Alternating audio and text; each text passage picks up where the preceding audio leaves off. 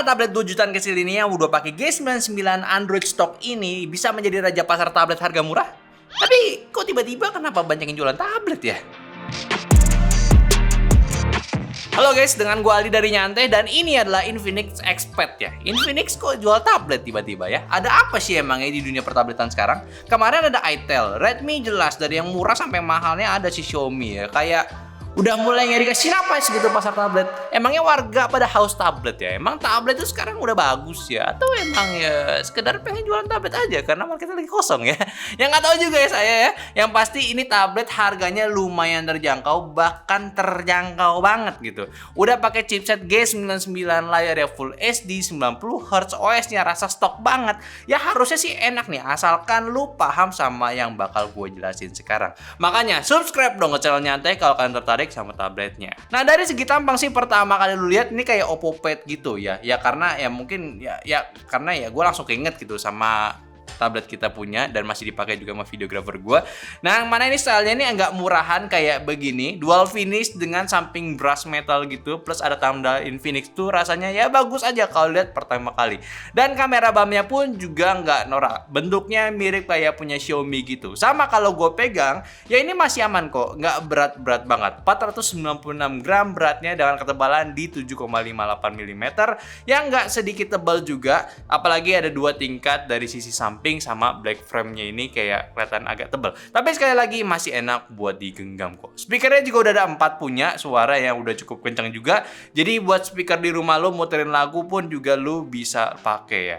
Plus ada audio jack-nya juga, kali lo mau main game tanpa latensi kan ini udah G99 tabletnya ya. Terus ada SD card slot juga buat nambah ekspansi storage-nya. Tapi pertanyaan gue cuma satu, apakah lo beneran bisa main game di sini? Soalnya RAM yang dikasih sangat terbatas ya, cuma 4 GB doang. Ya walaupun storage-nya besar di 128 GB atau 256 GB sesuai pilihan lu, dan tentunya ini juga UFS juga, pasti ya bikin penasaran dong, ya ini zonk atau tidak nih. Tapi untungnya ada satu penyelamat yang bikin gua napas lega kalau tablet ini masih bisa ngejamin pengalaman smooth saat lu gunain Infinix Expert ini. Soalnya Infinix itu tuh cuma gunain XOS 14 yang versinya itu super ringan, malah kayak Android stock parah gitu ya, dari notifikasi panel, menu settingnya, bahkan app drawernya itu ala-ala Android stock banget. Fitur XOS-nya nggak banyak yang dimasukin, cuma kayak game mode doang. Itu pun juga nggak se-full fitur kayak di Infinix GT 20 Pro. Ya gue sih nggak muluk-muluk ya, kalau spek kayak begini Infinix sih risetnya udah bagus,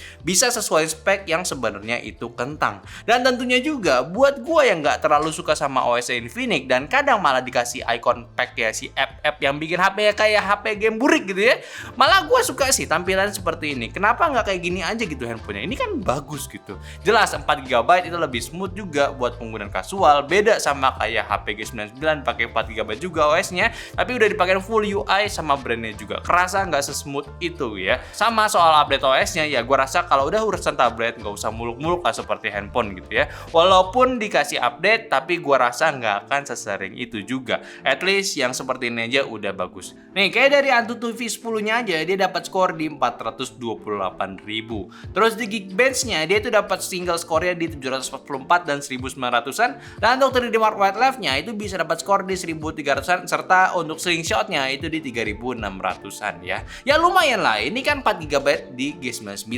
Bahkan tagline push rank tanpa batas aja nih ya, masih sangat-sangat aman. Maksudnya ini kan tablet yang bisa main game lancar kan. Kayak di game ini pack di settingan smoothness 60 fps itu bisa dapat rata-rata di 43 fps. Dan permainan selama 23 menit dengan 10% baterai aja, dan suhunya tertinggi itu bisa sampai 46 derajat Celcius di bagian belakang, sedangkan bagian depannya cuma di 41 derajat Celcius aja. Nah, pertama kita tes Genshin dulu ya. Kalau dari hasilnya sih ya smoothness emang udah paling beres. Nah, ini sekalian lo juga harus simak soal panas-panasnya di mana dan penyebarannya itu ada di mana. Nah, lo bisa cek di bagian depan hasil rekaman dari Vire sendiri, ini kelihatan. Kalau panasnya itu ada di bagian atas dekat kamera. Kayaknya itu kayak letak SoC-nya di Expert ini sih. Dan suhunya ini memang nggak ganggu tangan karena ya gripnya sendiri kan di bawah. Sementara buat letak panasnya ada di atas dan jarang kesentuh sama tangan. Pusat panasnya itu ada di belakang dekat kamera, jadi ya memang jelas suhunya segitu. Emang sih muncul pertanyaan di suhu yang kesannya terpusat di satu titik aja. Dan Infinix juga udah berekspektasi orang beli ini buat push rank sesuai hashtagnya push rank tanpa batas. Dan gue agak bingung sih, apakah ini sebenarnya aman-aman aja dengan panas yang nggak disebarin ke bagian lainnya, seharusnya agak serem sih sebenarnya. By the way, ini bukan expert aja ya, ini termasuk beberapa tablet yang udah kita coba kemarin. Semoga ini masih aman aja. Kalau buat experience-nya sih, untuk yang main game kayak gua di handphone, harusnya sih ya biasa aja sih. Gak bisa gue bilang gak enak juga, tapi buat FPS yang dikasih sama expert ini udah oke banget. Ini real kemampuan G99 yang dimaksimalin. Jadinya bisa kelihatan oke banget buat grinding. Ya mungkin tambahin gamepad sama tablet stand sini udah cukup oke sih. Lalu untuk di game kedua di Mobile Legends, settingan high di 60 fps itu dapat rata-rata di 57 fps. Dan permainan selama 34 menit makan 11% dan suhunya itu di 36 derajat Celcius depannya dan belakangnya di 38 derajat Celcius. Kalian juga sama di game Honor of King di settingan ultra high 60 fps itu dapat rata-rata fps di 55 dan permainan selama 44 menit makan 13% dan suhunya kurang lebih sama kayak di Mobile Legends. Nah, buat Mobile Legends dan HOK kurang lebih sama aja sih experience-nya. Nggak ada yang spesial, dan buat gua yang bukan player di tablet, buat swipe ini emang agak susah ya. Kalau lo adalah kayak gua yang nggak biasa main game di tablet, saran gua sih buat biasain main game pakai jari telunjuk juga. Karena memang enaknya main MOBA di tablet itu ya ala-ala claw gitu lah, pakai gini gitu.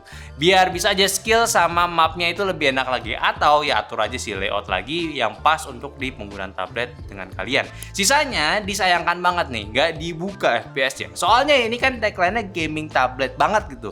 Harusnya bisa lah buka ke 90 fps gitu. Soalnya beberapa G9 pun di handphone itu juga udah banyak yang kebuka, apalagi ngomongin Infinix dan saudara-saudara juga. Jadi kayak agak disayangkan aja. Semoga aja ada update lagi lah ya buat kedepannya. Tapi ini nggak tahu juga sih, ini ditahan di 60, takut RAM-nya nggak kuat juga kali. Lalu untuk di game selanjutnya, di game PUBG, di settingan high 60 fps ini dapat rata-rata di 37 fps. Dan permainan selama 30 menit makan 9% aja dan suhunya ini sama aja di 36 depan dan 38 di belakangnya.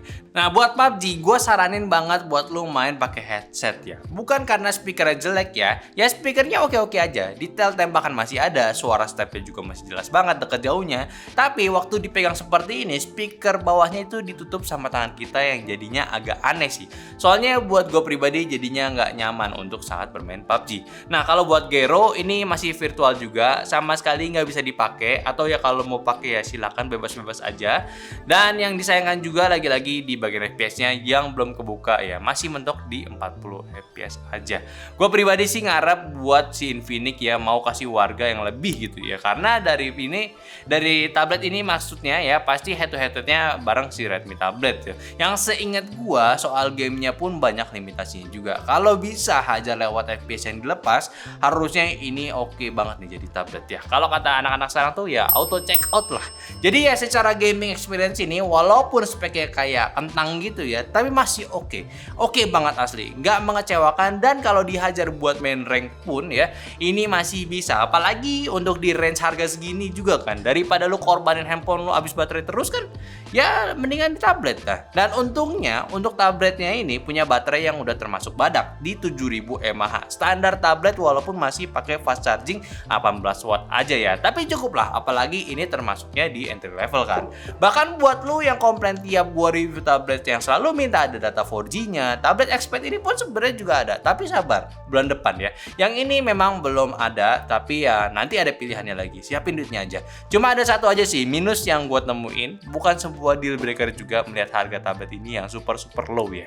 Dan bukan kameranya juga, gue sih bodo amat kalau soal tablet di kamera ya, itu siapa sih yang pakai buat foto di tablet, itu nggak ada harusnya. Yang jadi nilai kurangnya itu dari panel layarnya.